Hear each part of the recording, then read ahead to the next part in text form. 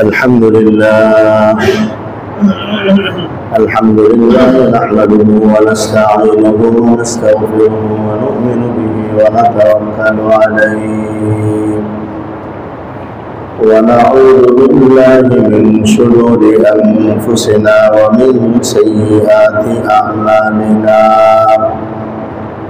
من يهده الله فلا مضل له ومن يضلله فلا هادي له ونشهد أن لا إله إلا الله وحده لا شريك له ونشهد أن سيدنا ونبينا ومولانا محمدا عبده ورسوله صلى الله تعالى عليه وعلى آله وأصحابه وبارك وسلم تسليما كثيرا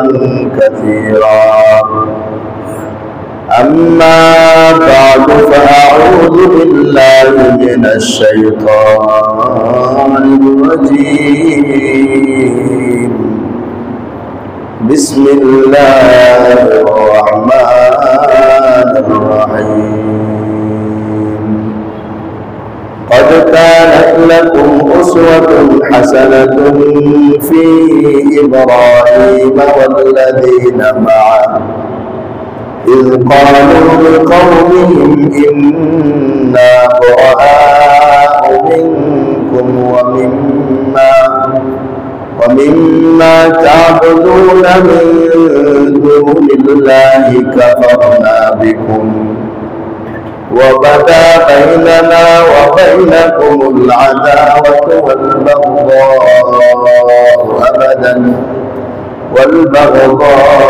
أبدا حتى تؤمنوا بالله وحده إلا قول إبراهيم لأبيه لأستغفرن لك وما أملك لك من الله من شيء ربنا عليك توكلنا وإليك أنبنا وإليك المصير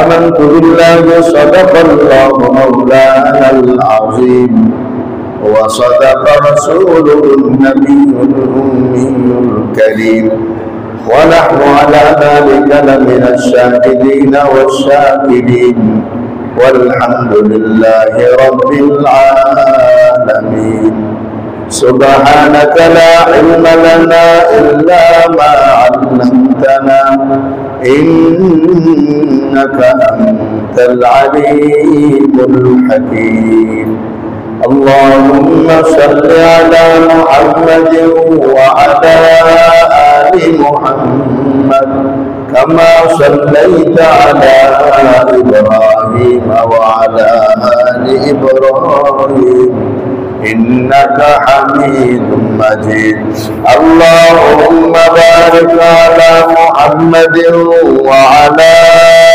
آل محمد كما باركت على إبراهيم وعلى آل إبراهيم إنك حميد مجيد محترم ईमानी दीनी भाईरा अल्लाह पाक के दरबार में असंख्य गुणित शुक्र जिन्हें আমাদেরকে জুমার নামাজ আদায় করার জন্য আল্লাহ পাকের উপরে আশা বসার তৌফিক দান করেছেন শুকর আদায় করে আলহামদুলিল্লাহ ईमानी दीनी ভাইরা আমাদের আলোচনা চলছিল ইসলামী সমাজ ব্যবস্থার 19তম মূলনীতি কাউকে খুশি করতে গিয়ে আল্লাহকে অসন্তুষ্ট না করা আর আল্লাহ পাকের সন্তুষ্টি হলো মানুষের জন্য সবচেয়ে বড় অর্জন অনেক কিছু আমরা অর্জন করি অর্জনের জন্য অনেক কিছু অর্জন করি অনেক চেষ্টা করি অনেক সাধনা করি অনেক কষ্ট পরিশ্রম মুজাহাদা করি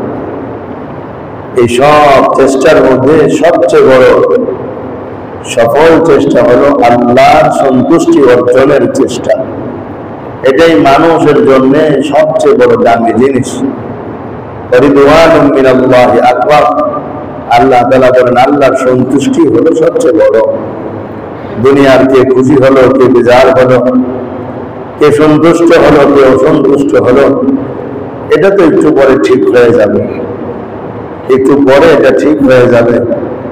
কিন্তু আল্লাহ যদি অসন্তুষ্ট হয় তাহলে আর কোনো কিছুই ঠিক হবে না, সব উলট পালট হয়ে যাবে। এই জন্য আমার দোস্ত, আমার ভাই, দুনিয়ার সবচেয়ে বড় অর্জন হলো আল্লাহ পাকের সন্তুষ্টি। এটা যেমন যুবকদের জন্য দরকার, তেমন মুরব্বীদের জন্য দরকার, পুরুষদের জন্য যেমন দরকার, নারীদের জন্য যেমন দরকার, স্কুল কলেজ ভার্সিটি পড়ুয়াদের জন্য যেমন দরকার, মাদ্রাসা পড়ুয়ার জন্য তেমনই দরকার। কেউ পড়ালেখা করুক তার জন্য যেমন দরকার, কেউ পড়ালেখা না করলেও তার জন্য দরকার।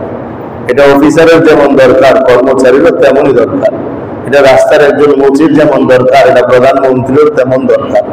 তেমন একটা কাজ, যে কাজে আমাদের প্রত্যেকের প্রতিযোগিতা করা উচিত, আল্লাহকে সন্তুষ্ট করার জন্য প্রতিযোগিতা করা উচিত। আমার ভাই, আমার দোস্ত, আল্লাহকে সন্তুষ্ট করার জন্য অনেক কাজ আছে। এর মধ্যে 7টি কাজের কথা আমরা আলোচনা করি। 1 নম্বর কাজের কথা যা আলোচনা করা হয়েছিল তা হচ্ছে পরিপূর্ণভাবে ইসলামকে মেনে চলা। আল্লাহ কোরআনের মধ্যে বলছেন, আল ইয়াউমা আকমালতু লাকুম দীনাকুম ওয়া আতমামতু আলাইকুম নি'মাতি ওয়া রাদিতু মানে আমি সন্তুষ্ট হয়ে গেলাম, ওয়া রাদিতু লাকুমুল ইসলাম দীনা, ইসলামকে ধর্ম হিসেবে মেনে নিলেই আমি সন্তুষ্ট হয়ে যাব। এটা শুধু মৌখিকভাবে মানলে হবে না, কাজে কর্মে বাস্তবায়ন করে দেখাতে হবে। শুধু মুখের দাবি হলে হবে না, বাস্তবে হতে হবে। মাথার উপর কালিমা তৈয়্যিবা লিখে রাখলে হবে না, বাস্তবে এই কালিমা তৈয়্যিবার উপর আমল করতে হবে। এই জন্য আমার দোস্ত, আমার ভাই, আল্লাহকে রাজি খুশি করার প্রথম কাজটাই হলো পরিপূর্ণরূপে ইসলামকে মেনে নেওয়া। এটার ভিতরে সব এসে যায়, তারপর আর কোনো কথা থাকে না। তারপর আর একটু ভেঙে চলে, যেহেতু কুরআনুল কারীমে হাদিস শরীফে আছে, সেই শব্দগুলো উল্লেখ করে 2 নম্বর আল্লাহকে রাজি খুশি করার জন্য কাজ হলো আল আমালুস সালিহ, নেক আমল করা। নেক আমল করা, আমল 2 রকম আমরা করি। একটাকে আমরা বলি বদ আমল, আর একটাকে বলি আমরা নেক আমল। একটাকে আমরা বলি সৎ কর্ম, আর একটাকে বলি অসৎ কর্ম। যেটা আল্লাহ এবং তার রাসূলের দৃষ্টিতে সৎ কর্ম, আল্লাহ এবং তার রাসূলের দৃষ্টিতে নেক কাজ, ভালো কাজ, ইবাদতের কাজ, উত্তম কাজ, ওই কাজটাই আমাকে আপনাকে করতে হবে। যেটা নেক কাজ বলে আল্লাহর কাছে সাব্যস্ত না, সেটা থেকে আমাকে আপনাকে বিরত থাকতে হবে। আমি নেক কাজ করলাম, বিধর্মীদের দৃষ্টিতে যেটা ভালো কাজ ওটা করলাম, তাহলে আল্লাহ পছন্দ করবে? ভাই, আল্লাহ তো পছন্দ করবে আল্লাহর দৃষ্টিতে যেটা নেক কাজ সেটা। এই জন্য দুনিয়ার মানুষ কোনটাকে নেক কাজ বলে আর কোনটাকে বদ কাজ বলে সেটা আমার দেখার বিষয় না। আমার দেখার বিষয় হলো আমার আল্লাহ কোনটাকে নেক কাজ বলেছেন, আল্লাহ কোনটাকে গুনার কাজ বলেছেন, সেই নেক কাজগুলো করা আর গুনার কাজগুলো বর্জন করা। 3 নম্বরে আলোচনা চলছিল আল ওয়ালা ওয়াল বারা। আল ওয়ালা ওয়াল বারা, এটা আলোচনা চলছিল। আল ওয়ালা ওয়াল বারা হলো আল্লাহর জন্য বন্ধুত্ব, আল্লাহর জন্য শত্রুতা। আল্লাহর জন্য বন্ধুত্ব, আল্লাহর জন্য শত্রুতা।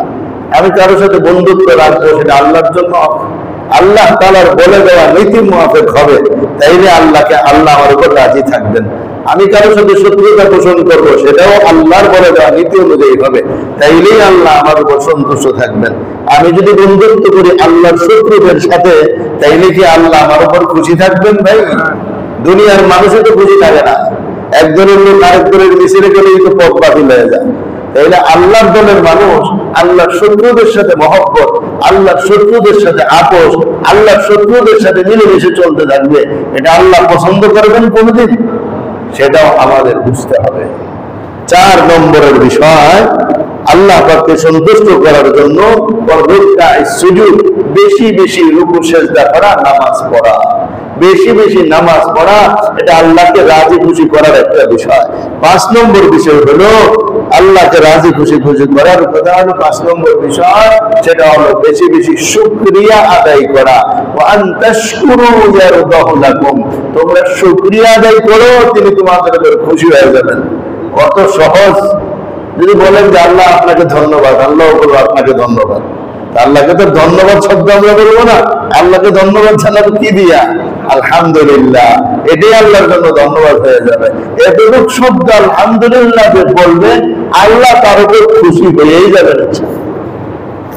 6 নম্বর হলো আল্লাহকে সন্তুষ্ট করার 6 নম্বরের কাজ হলো এমন কথা বলা যে কথায় আল্লাহ রাজি হয়, এমন কথা কাজ করা যে কথা কাজে আল্লাহ রাজি। এমন কথা বলাই যাবে না যে কথা বললে আল্লাহ অসন্তুষ্ট হবে। এটা তো আরেকটা বিষয়। 7 নম্বর হলো আল্লাহর সন্তুষ্টি মা বাবার সন্তুষ্টির মাঝে নিহত। আল্লাহর সন্তুষ্টি কার সন্তুষ্টির মাঝে ভাই? মা বাবার সন্তুষ্টির মাঝে আল্লাহর সন্তুষ্টি নিহত। আল্লাহ রাসূল সাল্লাল্লাহু আলাইহি ওয়াসাল্লাম বলেন, বাবাকে রাজি করো, আল্লাহ রাজি হবেন। মা বাবাকে খুশি রাখো, আল্লাহ তোমার উপর খুশি হবেন। এই 7টা পয়েন্টের উপরে কিছু আলোচনা চলছিল। এর মধ্যে আমরা 3টা পয়েন্ট নিয়ে আলোচনা করেছিলাম। তো আজকে 3য় পয়েন্টের উপরেই কিছু আলোচনা হবে, সেটা হচ্ছে আল ওয়ালা ওয়াল বারা। আল্লাহর জন্য শত্রুতা, আল্লাহর জন্য বন্ধুত্ব পোষণ। এবং এটার উপর আমরা গত সপ্তাহে বেশ কিছু আয়াত কোরআনুল কারীম থেকে তেলাওয়াত করে শুনিয়েছিলাম। কোরআন শরীফ দিয়ে একটা সেটা আমরা কিছু আয়াত কোরআন শরীফ থেকে তেলাওয়াত করে শুনিয়েছিলাম, যার মাঝে সাহাবায়ে কেরামের জীবনী ফুটে উঠেছিল।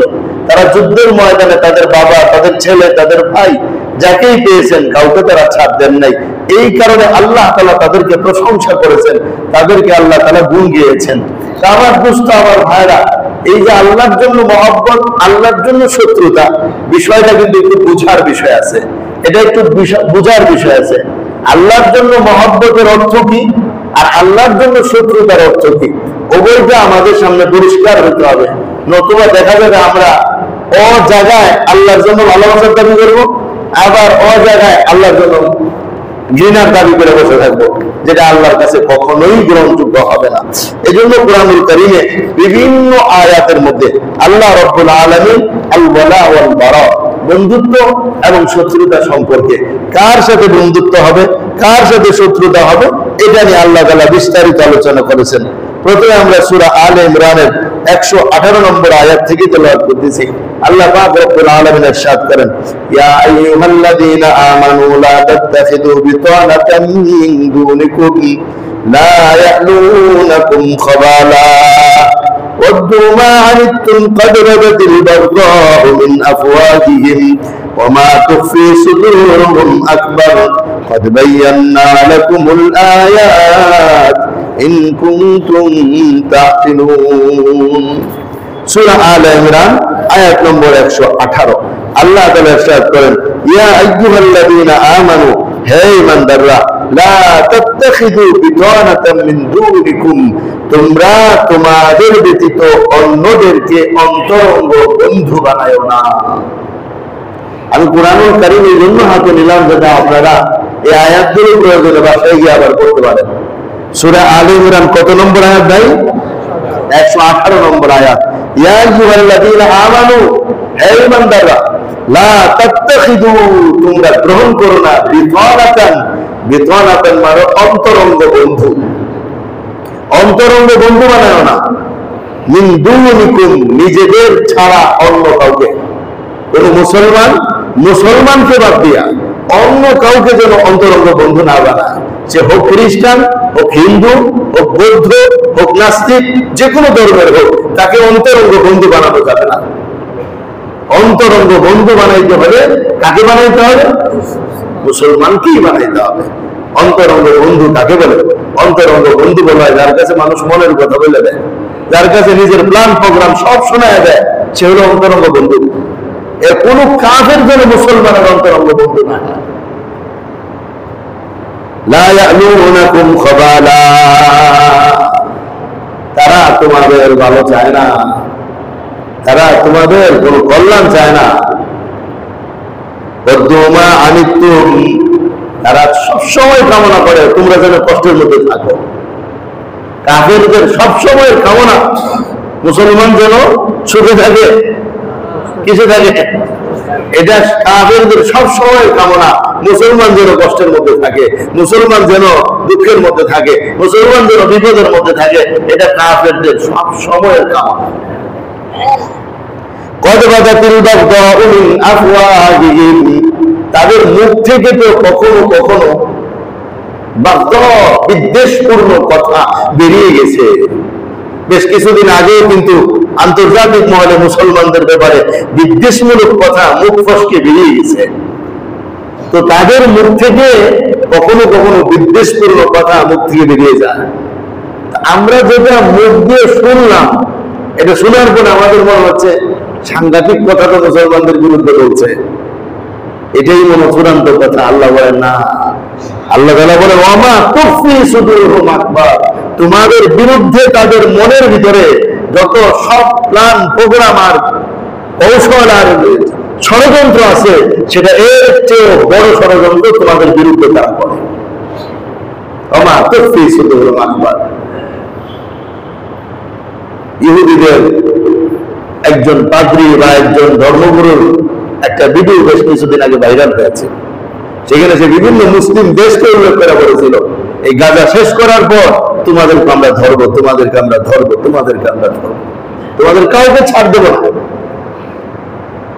এটাই হলো বিদ্বেষপূর্ণ কথা মুখ থেকে বেরিয়ে যাওয়া। আর মনের ভিতরে যে কি আছে আল্লাহ তাআলা বলতেছেন, আল্লাহ বলতেছেন যে এটা এর চেয়ে ভয়াবহ কথা ওদের মনের ভিতরে তোমাদের ব্যাপারে আছে।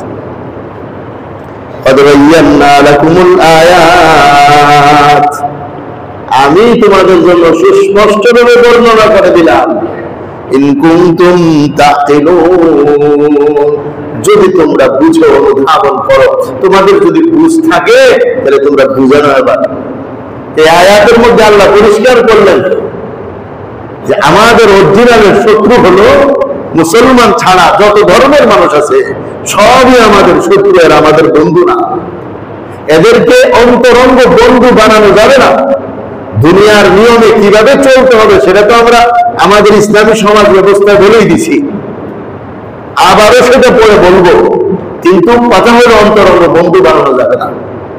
এই আলোচনা শোনার পর কারো মনে মনে আসতে পারে এ তো সাম্প্রদায়িকতার ওয়াজ। ভাই কোরআনুল কারীম বলতেছে, এখন যদি কারো অন্তরে আসে এটা সাম্প্রদায়িকতার ওয়াজ, আপনি এই মুহূর্তে তওবা করে নতুন করে কালিমা করে আবার মুসলমান হন। এইটা দিলের ভিতরে আসলে আপনার ঈমান নাই। আপনি আবার এই মুহূর্তে তওবা করেন মনে মনে যে আল্লাহ আমার মনে এটা এসে গেছে যে সাম্প্রদায়িকতার ওয়াজ শুরু হয়ে গেছে মসজিদের মধ্যে, সমাজের সহাবস্থান আর শান্তি বিনষ্টকারী বয়ান হুজুরে শুরু করে দিয়েছে মসজিদের মধ্যে। এটা যদি কারো দিকে আইসা থাকে, আপনি মনে মনে আল্লাহর কাছে তওবা করেন যে আল্লাহ আমার মাফ করে দেন, আমি ভুল পথে এখনো হাঁটতেছি, আমি মনে মনে কালিমা পড়ে লা ইলাহা ইল্লাল্লাহ মুহাম্মাদুর রাসূল আমি আবার নতুন করে কালিমা পড়লাম। এটা সাম্প্রদায়িকতার ওয়াজ না, এটা অরিজিনাল ওয়াজ, এটা সত্য কথা। এটা যে আপনার মনে আসতে পারে এটা আল্লাহও জানেন। এই জন্য আল্লাহ পরবর্তী আয়াতে বলে দিচ্ছেন, কি বলে দিচ্ছেন দেখেন, হা আনতুম উলাঈ তুহিব্বুনাহুম, আরে তোমরাই তো ওদেরকে ভালোবাসো। এই মুসলমানের দল, তোমরা কাফেরদেরকে ভালোবাসো। ওয়ালা ইউহিব্বুনাকুম, কিন্তু কাফেররা তোমাদেরকে ভালোবাসে না। দেখছেন, এটা যে আমাদের মনে আসতে পারে এটা আল্লাহ ভালো করে জানেন। কারণ আমাদের মনটা আল্লাহ বানাইছেন নরম করে, মনটা আল্লাহ বানাই দিয়েছেন ভালোবাসা দিয়ে ভরপুর করে। গোটা দুনিয়ার মানুষের মহব্বত মুসলমানের দিলের ভিতরে আছে। মুসলমান কারো কষ্ট এটা কামনা করে না। মুসলমান সবাইকে নিজে যা খায় তা দিয়ে খাইতে চায়। মুসলমান সবার সাথে সদাচরণ করতে চায়, হোক না সে কাফের, হোক না সে বেঈমান, তাকেও মহব্বত করে আল্লাহর সৃষ্টি হওয়ার কারণে। কিন্তু আল্লাহ বলতে যাচ্ছেন কি, অন্তরঙ্গ ভালোবাসা তাকে দিও না, কারণ সে তোমার ভালো চায় না, যদিও তুমি তার ভালো চাও। হা আনতুম উলাঈ তুহিব্বুনাহুম ওয়ালা ইউহিব্বুনাকুম, আরে মুসলমান তোমরাই তো তাদেরকে মহব্বত করো, কিন্তু তারা তোমাদেরকে মহব্বত করে না। এই কারণে মনে মনে এটা আসতে পারে। এই জন্য আমার ভাই দেখেন, আল্লাহ কত চমৎকার করে আমাদেরকে বুঝায় দেন বিষয়টা যে হ্যাঁ আসলে ঠিকই তো, আমরা তো ওদেরকে অনেক ভালোবাসি, বিপদে আপদে সাহায্য করি, কিন্তু আমাদের বিপদে আপদে তো ওদের ওরকম কোনো সাহায্য নেই। এই যে গাজার উপরে নির্যাতন চলতেছে, কত বিধর্মী রাষ্ট্র যা বলছে মুখে মুখে, বাস্তবতা কিছু না। যদি বাস্তবতা হইতো একদিনে থামায় দেওয়া যাইত সব। তাদের এই নিজস্ব ভূমিকে ইসরায়েল কোনোভাবেই আত্মসাৎ করে এভাবে দখল করতে পারত না। তা আল্লাহ এটা বললেন, হা আনতুম উলাঈ তুহিব্বুনাহুম ولا يحبونكم وتؤمنون بالكتاب كله ও মুসলমান তোমরা সব কিতাবের উপর ঈমান রাখো তাওরাতের উপর বিশ্বাস করো তাওরাত আল্লাহ ইনজিলের উপর বিশ্বাস করো ইনজিল আল্লাহর জবুরের উপর বিশ্বাস করো জবুর আল্লাহ কিন্তু তাওরাতে ইহুদিরা কি বিশ্বাস করে কোরআন আল্লাহ বিশ্বাস করে ইনজিলের খ্রিস্টানরা কি বিশ্বাস করে কোরআন আল্লাহ তা আমরা তো ঠিকই বিশ্বাস করি সব কিতাব আল্লাহর পক্ষ থেকে এসেছে ওরা তো বিশ্বাস করে না কোরআন আল্লাহর পক্ষ থেকে এসেছে তো ভালোবাসা আমাদের মধ্যে থাকতেই পারে এই জন্য আল্লাহ উপদেশ দিতেছেন সাবধান ভালোবাসা রাখো ঠিক আছে কিন্তু অন্তরের থেকে ভালোবাসো না এদেরকে সব তথ্য ফাঁস করে দিও না এই আয়াত নাযিল হওয়ার কারণ হলো মদিনা মুনাওয়ারা ইহুদিদের বসবাস ছিল সাহাবায়ে কেরামের সাথে নবীজি প্ল্যান প্রোগ্রামের কথা শোনাতেন কোন মুসলমান ইহুদিদের সাথে অন্তরঙ্গ বন্ধুত্ব রাখার কারণে ওই প্ল্যান প্রোগ্রামের কথা শোনায়া দিতেন পরে আল্লাহ নাযিল করে বলছেন না না না না প্ল্যান প্রোগ্রামের কথা শোনায়া দিও না এমন অন্তরঙ্গ ভালোবাসা ওদের সাথে রাখো না কারণ তোমরা এদেরকে মহব্বত করো এরা কিন্তু তোমাদের বিলকুল মহব্বত করে না এর বুড়ি বুড়ি প্রমাণ সাহাবাদের যুগে ছিল আমাদের যুগে আছে ওয়াইদা লাকুকুম ক্বালু আমান্না এদের মধ্যে কিছু মুনাফিক আছে এরা দেখলে বলে আমরা তোমাদের মতো ঈমান আনছি আল্লাহর উপর ওয়াইদা খালাওয়াতু আলাইকুমুল আনামিলা মিনাল গাইস আর যখন তোমাদের থেকে আলাদা হয়ে তাদের সংসদে যাব তাদের জায়গার মধ্যে বসে তাদের মিটিং এর জায়গায় বসে তাহলে তখন তারা আদ্দু আলাইকুমুল আনামিলা মিনাল গাইস ক্রোধে তোমাদের বিরুদ্ধে আঙ্গুল কামড়াইতে থাকে কি করা যায় মুসলমানদেরকে এতটাই ক্রোধ যেন নিজের আঙ্গুল কামড়াইতে থাকে এটা আরব দেশের একটা ভাষা যে ক্রোধে আঙ্গুল কামড়ানো আমাদের দেশে তার আঙ্গুল কামড়ায় না ঠোঁট কামড়ায় ক্রোধের কারণে মানুষ করে এই কাফের বেঈমানের দল মুসলমানদের বিরুদ্ধে যখন বসে এতটাই ক্রোধান্বিত হয় যে এরা আঙ্গুল কামড়ানোর উপযুক্ত হয় এখন দেখেন আল্লাহ আমাদের পক্ষ থেকে ওদেরকে জবাব দেয় কুল মুতু বিগাইজিকুম তোমাদের এই ক্রোধের ভিতরে তোমরা মরো কুল মুতু বিগাইজিকুম ও নবী আপনি তাদেরকে জানায় দেন মুতু বিগাইজিকুম তোমরা তোমাদের ক্রোধের মধ্যে মরতে থাকো ইন্নাল্লাহা আলিমুম বিযাতিস সুদূর নিশ্চয় আল্লাহ রব্বুল আলামিন অন্তর্যামী অন্তরের সব খবর কে জানে আল্লাহ দুই দলের অন্তরের খবর জানায় দিলেন আমাদের অন্তরের খবর কি কাফেরদের প্রতিও সদাচরণ আর ওদের অন্তরের খবর কি সব মুসলমানদেরকে যেভাবেই হোক উৎখাত করো এটা তাদের অন্তরের কথা কে বলেছেন আল্লাহ বলেছেন অবিশ্বাস করার কোন সুরত নাই বাস্তবতা আমাদের সামনে বিদ্যমান বাস্তবতা আমাদের সামনে বিদ্যমান আমাদের দেশে যখন কোন ভারতের কেউ আসে আমাদের দেশের লোকজন ওইভাবে মারধর করতে পারে না আমাদের দেশ থেকে যখন কাউকে ধরে নিয়ে যায়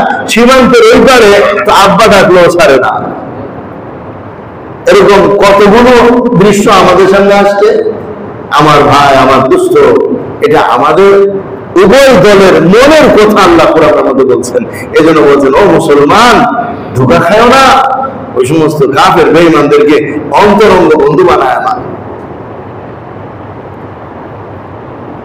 ইন তামসাসকুম হাসানাতুন তাসুহুম এরপরে আয়াত 20 নম্বর আয়াত আল্লাহ তাআলা বলতেছেন ইন তামসাসকুম হাসানাতুন তাসুহুম তোমাদের যদি কোনো ভালো লাগে ভালো পৌঁছে কল্যাণ পৌঁছে ওদের মনে কষ্ট লাগে ওয়াইন তুসিবুকুম সাইয়্যা আর যদি মুসলমানদের কোনো অকল্যাণ পৌঁছে ওদের কাছে ভালো লাগে ইয়াফরাহু বিহা ওয়াইন তাসবিরু ওয়া তাত্তাকু লা ইয়াদুররুকুম কাইদুহুম শাইআ ইন্নাল্লাহা বিমা ইয়ামালুনা মুহীত আল্লাহ বলতেছে ও মুসলমান তোমরা যদি ধৈর্য ধারণ করো এবং আল্লাহর উপর ভরসা করো তাওয়াক্কুল করো ভয় করো তাদের কোনো ষড়যন্ত্র তোমাদের কোনো ক্ষতি করতে পারবে না কারণ আল্লাহ পাক রব্বুল আলামিন সব কিছুকে পরিবেষ্টন করে রেখেছেন সব জায়গায় ক্ষমতা চলে তা আমাদের দুইটা কাজ আল্লাহ দিয়েছেন দুইটা কাজ এর দ্বারা আমাদের অন্তরে ভয় হতে পারে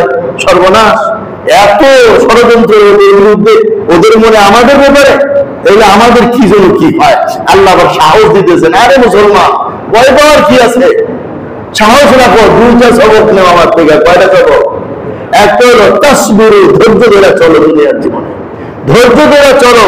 আর 2 নম্বরের কাজ হলো ওয়াতাত্তাকু, আমাকে ভয় করে চলো। ধৈর্যের জীবন, আল্লাহর ভয়ের জীবন। বলেন 1 নম্বরে ধৈর্যের জীবন, আর 1 নম্বরে আল্লাহর ভয়ের জীবন।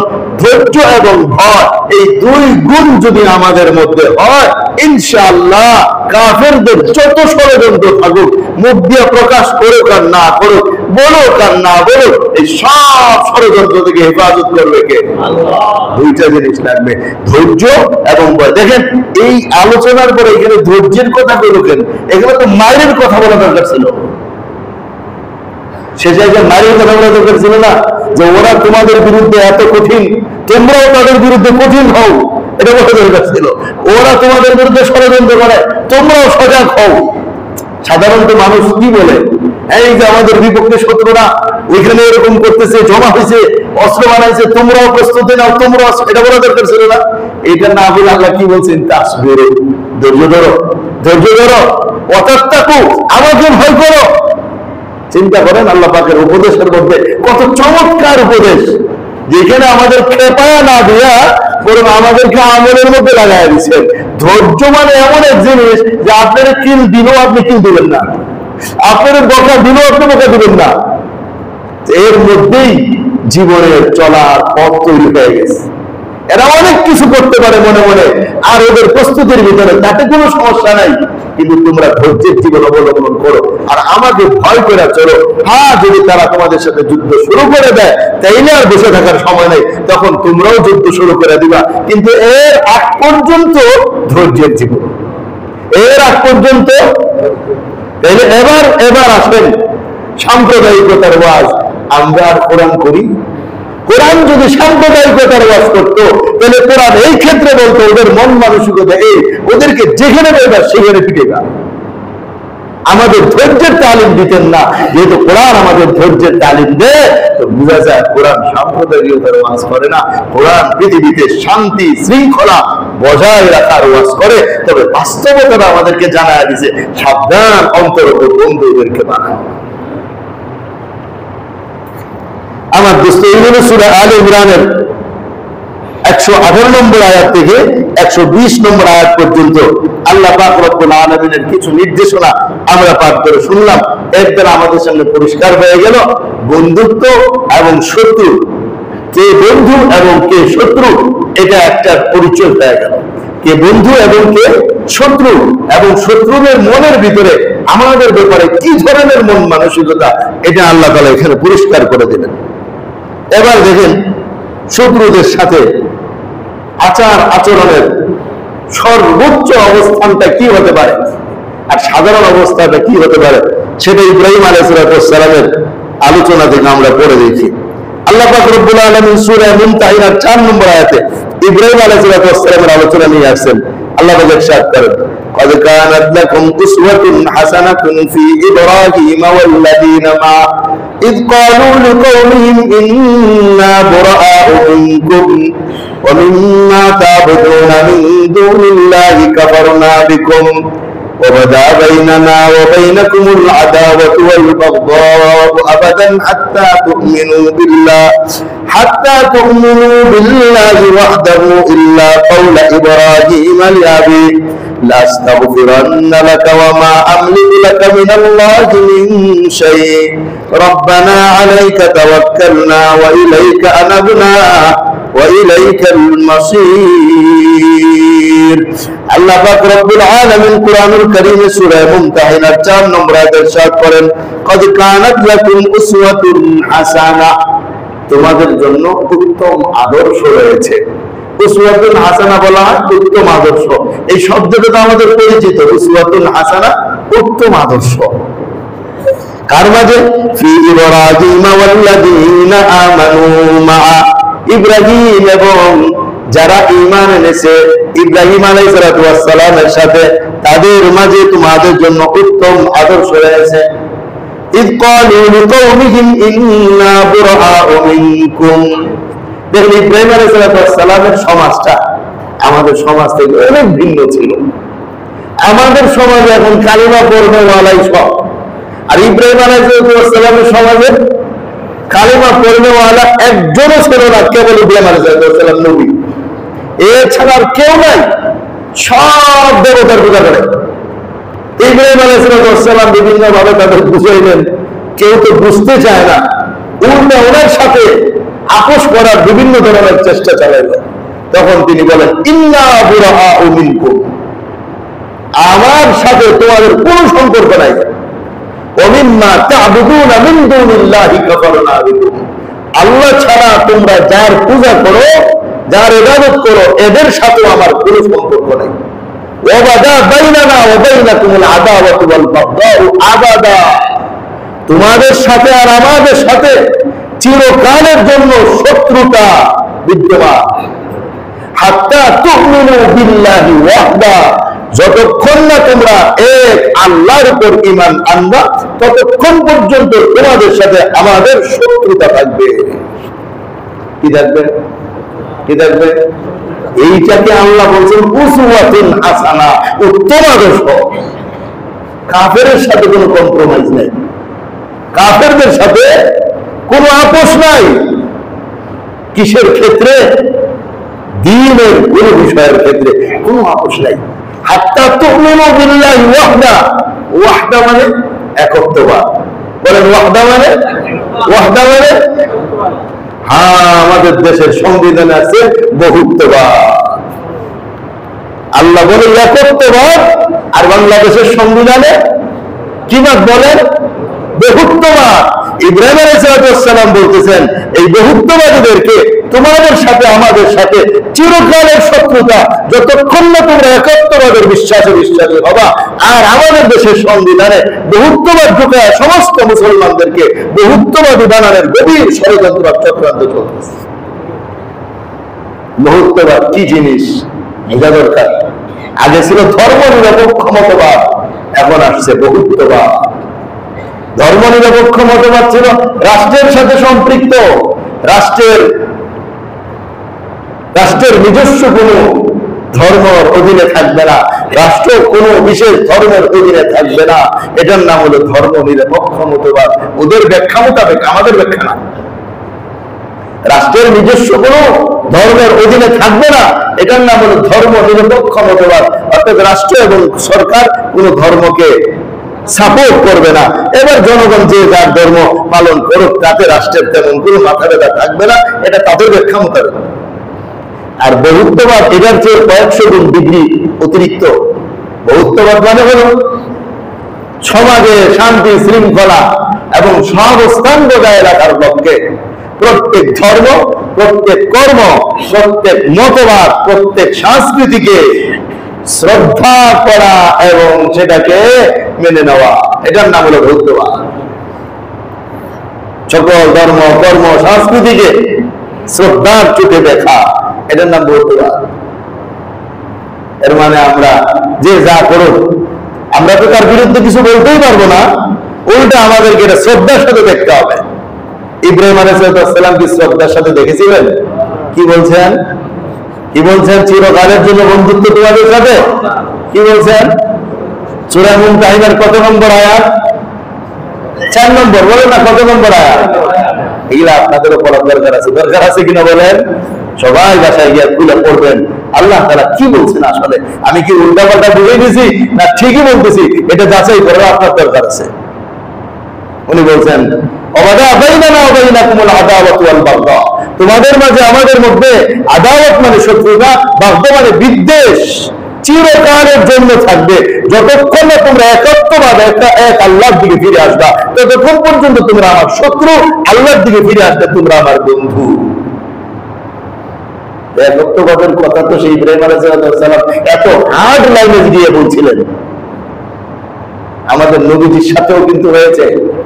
নবীজিকে এসে বলছে, ইয়া রাসূলুল্লাহ, হে মুহাম্মদ, আপনি যে দাওয়াত শুরু করছেন, আপনার এই দাওয়াতের মাঝে মক্কার মধ্যে বিচ্ছেদ শুরু হয়ে গেছে। ঘরে ঘরে বিচ্ছেদ, ভাইয়ে ভাইয়ে ঝগড়া, পরিবারে ঝগড়া, বাবার ছেলে ঝগড়া। আপনি তো সমাজ ধ্বংস করে ফেলতেছেন। আমরা বই মুরব্বীরা আপনার কাছে একটা প্রস্তাব নিয়ে আসছি। কি প্রস্তাব? কয়েকটা সমঝোতার পথ নিয়ে আসছি। এবার আমরা আশা করি আপনি মেনে নিলে সমঝোতা হয়ে যাবে, আর মক্কায় কোনো ঝামেলা হবে না। এক সহাবস্থান মক্কাবাসী আসবে, সহাবস্থানে চলে আসবে। কি সেটা? সেটা বহুত্ববাদের প্রস্তাব ছিল। খেয়াল করেন, আপনারা জানেন এটা, এখন বলবেন সবাই বুঝে বলবেন। এরা এসে বলছিল, আপনি এক বছর আমাদের দেব দেবীর পূজা করবেন, আমরা আরেক বছর আপনার আল্লাহর ইবাদত করবো, বলছিল কিনা? নবীজি বলছেন এটা কোনোভাবেই সম্ভব না। এরপরে বলছে, আপনি আমাদের দেব দেবীর বিরুদ্ধে কিছু বলবেন না, তাইলেই চলবো, আর কিছু করা লাগবে না। আপনি আপনার আল্লাহর ইবাদত করেন, কিন্তু আমাদের দেব দেবী, আমাদের দেব দেবীদের বিরুদ্ধে কিছু বলবেন না। নবীজি কি মানছিলেন? সহাবস্থানের জন্য নবীজি মানছিলেন? 3 নম্বরে কি প্রস্তাব নিয়ে আসছে জানেন? আপনি খালি আমাদের দেব দেবীর গায়ে টাচ করবেন, এতে আমরা খুশি। নবীজি বলছেন ওইটা আমি পারবো না। আল্লাহ কি নাযিল করছিলেন বলেন তো? সবাই তো জানেন, কুল ইয়া আইয়ুহাল কাফিরুন, হে ক্ষুধাদ্রোহীরা, লা আবুদু মা তা'বুদুন, ও নবী বলে দেন আমি তার ইবাদত করব না, তোমরা যার ইবাদত করো। ওয়ালা আনতুম আবিদুনা মা আবুদ, আর তোমরাও আমার ইবাদত, আমি যার ইবাদত করি তার ইবাদত করবে না। আল্লাহ তাআলা বারবার এই কথা বলে দিলেন। শেষে কি বললেন? লাকুম দীনুকুম ওয়ালিয়া দীন, ঠিক আছে তোমাদের ধর্ম নিয়ে তোমরা থাকো, আমার ধর্ম নিয়ে আমি থাকি। এর অর্থ এই না যে বহুত্ববাদকে আল্লাহ স্বীকৃতি দিলেন। মোবাইলের মধ্যে আমি অনেক জায়গায় সার্চ করছি, এগুলো দিয়ে কেউ কেউ এই সমস্ত রচনা লিখে মোবাইলে দিয়ে রাখছে, লাকুম দীনুকুম ওয়ালিয়া দীন দিয়ে বহুত্ববাদকে প্রমাণিত করার জন্য বলেন নাউজুবিল্লাহ। এআই এখন একজন বড় মুফতি সাহেব বেরিয়েছে, জানেননি? মুফতি এআই চেনেন আপনারা সবাই? মুফতি এআই মোবাইলে যে কোনো কিছু সার্চ দিবেন, সর্বপ্রথম তার ফতোয়াটা আসবে, উনি কে? মুফতি এআই। এই মুফতি এআই আপনাকে বহুত্ববাদের পক্ষে ফতোয়া দিবে মোবাইলের মধ্যে সার্চ দিলে। আরেক মুফতি সাহেব আছে, মুফতি চ্যাট জিপিটি না কি যেন বলে, ওই মুফতিও আপনাকে বহুত্ববাদের পক্ষে ফতোয়া দেবে। এই জন্য আমি আপনাদেরকে সতর্ক করি, মোবাইল থেকে সার্চ দিয়া কোন মাসলা জানার চেষ্টা করবেন না। আমরা কোন কাজের জন্য বলেন? আমরা কি জন্য মানুষের করি? কি জন্য আমাদেরকে আপনারা মসজিদের ইমাম আর খতিব বানাইছেন? যদি আমাদের কাছে মাসলা জিজ্ঞেস না করেন, ওই মোবাইলে মসজিদের খতিব বানায় দেন, ওই এআই না মসজিদের ইমাম বানায় দেন। এআই এই চ্যাট জিপিটি যা আছে এই সব উল্টা সিধা মাসলা বাতাইতে থাকে। আমি আলোচনা করি, পড়ার সময় আমি সার্চ দিয়ে দিয়ে দেখছি এরা সব বহুত্ববাদের পক্ষে ফতোয়া দিতেছে। আল্লাহ আমাদের বুঝার তৌফিক দান করেন। আমার দোস্ত, আমার ভাইরা, এই বহুত্ববাদকে এই সংবিধানের মধ্যে জায়গা দেওয়ার কারণে আল্লাহ খুশি না আমেরিকা খুশি? বলো, কে খুশি? আমেরিকা খুশি। আল্লাহ খুশি? আল্লাহ খুশি হবে ওয়াহদা, একত্ববাদকে সংবিধানে জায়গা দেবে। আমরা কাকে খুশি করতেছি? মুসলমান। কালেমা তৈয়্যিবা মাথার উপর থাকলেই হবে না, কালেমা তৈয়্যিবা খাতা কলমে নিয়ে আসতে হবে। কালেমা তৈয়্যিবা মাথার উপর থাকলে হবে না, কালেমা তৈয়্যিবাকে দেশ ও রাষ্ট্রের জনগণের ভিতরে আনতে হবে। একদিকে মাথার উপর কালেমা তৈয়্যিবা থাকবে, অপরদিকে বহুত্ববাদের আইন পাস করা হবে। আল্লাহ কখনোই রাজি আর খুশি হবেন না। আল্লাহ আমাদের সবার উপর অসন্তুষ্ট হবেন, সবার উপর নারাজ হয়ে যাবেন। আমাদের নামাজ কাজে আসবে না, আমাদের রোজাগুলো, নফল রোজাগুলো কাজে আসবে না, আমাদের দান সাদকাগুলো সব বাতিল হয়ে যাবে।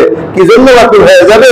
আগামী প্রজন্মকে ধ্বংস করার জন্য এই বিষাক্ত বহুত্ববাদ আমরা যখন ঢুকায় দিয়েছি, এর দ্বারা জানেন কি হবে? একজনে সমকামিতা করবে, আপনি বলবেন এটা করা যাবে না। সমকামী বলবে কেন করা যাবে না? সংবিধানে আছে আমাদের কর্মকে স্বীকৃতি আপনাকে দিতে হবে। যদি আপনি বলেন না দেব না, তখন মানবাধিকার কর্মী এসে তার পাশে দাঁড়িয়ে বলবে তোমাকে গোয়েন্দা কারাগারে নিয়ে যাওয়া হবে। চোখ, আপনি চুপ হয়ে যাবেন। কোথায় আমরা আছি? কোথায় আমাদের অবস্থান চলতেছে? এই জন্য আমার দোস্ত, আমার ভাই, আমাদের নিজেদের মধ্যে দ্বীনি চর্চা বাড়ায় দিতে, আমাদের বাচ্চাদেরকে একজন মুসলমানের সন্তানের যেন মক্তব পড়া থেকে বিরত না থাকে। প্রতিটা মসজিদে মসজিদে সকালবেলার মক্তব চালু করতে হবে। যদি সকালে মক্তব না হয়, জোহরের পরে মক্তবের ব্যবস্থা, জোহরের পরে না হয় আসরের পরে ব্যবস্থা, মাগরিবের পরে হোক, এশারের পরে হোক, আপনারা মসজিদে মক্তবের ব্যবস্থা করবেন। সমস্ত জায়গায় সারা বাংলাদেশের সব মসজিদে আগে মক্তব ছিল, এখন মসজিদে মক্তব নাই, বন্ধ হয়ে গেছে। আমি সকালে হেঁটে হেঁটে দেখা শুরু করছি কোন মসজিদে আছে কোন মসজিদে নাই। কেন নাই? আমি সব মসজিদে যাবো ইনশাআল্লাহ। আমি আলোচনা করবো হুজুরদের সাথে, মসজিদ কমিটিদের সাথে আমি বলবো যে মক্তবের ব্যবস্থা চালু করেন। যদি মক্তবের ব্যবস্থা আপনারা পয়সা নাও দেন, তবুও যেন ওলামায়ে কেরাম পড়া, আমি ওই মেহনতের দিকে ইনশাআল্লাহ যাব। আপনারা পয়সা দিবেন ইনশাআল্লাহ? ইনশাআল্লাহ। প্রত্যেকে যার যার মসজিদে 1 নম্বরে বাচ্চাদের মক্তবের ব্যবস্থা করেন। এবং যদি আপনি না শিখান, সে দুদিন পরে সমকালের পক্ষে দাঁড়ায় আপনার বিরুদ্ধে চলে যাবে, আমার এটা অধিকার। সে যখন অধিকার বলে চিৎকার দিবে, তখন তার পাশে মানব অধিকার দাঁড়ায় বলবে, হ্যাঁ আমরা তোমার পক্ষে আছি, আর কিছু লাগবে না। এখন যদি আমরা আমাদের সন্তানদের হাতছাড়া করি, আল্লাহর কসম আমাদের ভবিষ্যতে বাংলাদেশে মসজিদ থাকবে না। মুসলমান না থাকলে মসজিদ কি করবে? মসজিদে গিয়ে আসবে, মুসলমান করে। এই ধর্ম নিরপেক্ষ মতবাদে রাষ্ট্র থেকে সব আলাদা করে ধর্ম নিরপেক্ষ শিক্ষার মাধ্যমে আমাদের যুবক শ্রেণী এবং একটা বিশাল শ্রেণীকে নাস্তিক্যবাদে পরিণত করে ফেলেছে। আর এখন যেটা আছে, এটা হলো বাকি যারা ছিল এদেরকে শেষ করে ফেলে। প্রথমে জাল দিয়ে মাছ মারে না, এরপরে পানি স্বেচ্ছা মাছ ধরে। এখন হলো বৌদ্ধবাদ মানে পানি স্বেচ্ছা মাছ ধরার পালা। আর ধর্ম নিরপেক্ষবাদ ছিল জাল দিয়ে মাছ মারা, আর বৌদ্ধবাদ হলো পানি সেচ করে যা আছে টুকায় টুকায় সব মেরে ফেলবে। আমার কথা আমি বলতে থাকি, দোয়া চাই আপনাদের কাছে, যে হিম্মত করে সাহস করে ইসলামের কথা, কোরআনের কথা নির্দ্বিধায় আল্লাহ বলার তৌফিক দান করেন। দোয়া করবেন ইনশাআল্লাহ। আমার দোস্ত, এতটুকু পর্যন্ত আজকে আলোচনা হলো আল ওয়ালা ওয়াল বারা, বন্ধুত্ব এবং শত্রুতা। তবে সেটা কেমন হবে? উলামায়ে কেরাম লিখেছেন, লাইসাল মানা বুগদুহুম ওয়া আদাওয়াতুহুম আন তাযলিমাহুম। কাফেরদের ব্যাপারে যে আল্লাহ বললেন এরা আমাদের শত্রু, এর অর্থ এই না যে আপনি তাদের উপরে জুলুম করবেন, এর অর্থ এই না যে আপনি তাদেরকে মারধর করবেন, এর অর্থ এই না যে আপনি তাদের সাথে সমাজে অশালীন ব্যবহার করবেন। না না, যতক্ষণ পর্যন্ত তারা আমাদের সাথে যুদ্ধ না জড়াবে, ততক্ষণ পর্যন্ত তাদের সাথে সদাচরণ করতে থাকতে হবে। তাই কথাটা কি পরিষ্কার হলো? সাম্প্রদায়িকতার ওয়াজ করলাম, আল্লাহ আমাদের বুঝার তৌফিক দান করেন। দ্বিতীয় আরেকটা বিষয় আলোচনা আগে হয়েছিল, সেই বিষয়টা হলো প্রতিবেশীর অধিকার। এই সম্পর্কে আলোচনা, এক লম্বা আলোচনা হয়েছিল, কিন্তু এই সময় আর এটা বই লেখা হয় নাই। ভাবছিলাম পরে সবগুলো একসাথে করে লিখবো, এখন দেখি একসাথে করে লিখতে অনেক দেরি হয়ে যাবে। এজন্য আমি আবার ছোট ছোট করে যে বিষয়গুলো আমার দৃষ্টিতে জরুরি মনে হচ্ছে সেগুলো লেখা। আজকে ঢাকা শহরের এক ফ্ল্যাটের মানুষ আরেক ফ্ল্যাটের মানুষকে চিনে না। এক বিল্ডিং এ যারা বসবাস করে, যে 20 তলা বিল্ডিং, কতগুলো পরিবার, 60-70টা পরিবার, 76টা 78টা ফ্যামিলি, এই 78 জন একজনের সাথে আরেকজনের পরিচয় উঠে না। তো শহরের অবস্থা হলো প্রতিবেশীকে চেনে না, আর গ্রামের অবস্থা হলো প্রতিবেশীর সাথে ঝগড়া, সারাদিন ঝগড়া প্রতিবেশীর সাথে। এই হলো দুই জায়গার দুই অবস্থা, দুটোটাই আমাদের জন্য খারাপ। আমাদের নবীজি প্রতিবেশী যে কি অধিকার বয়ান করছেন।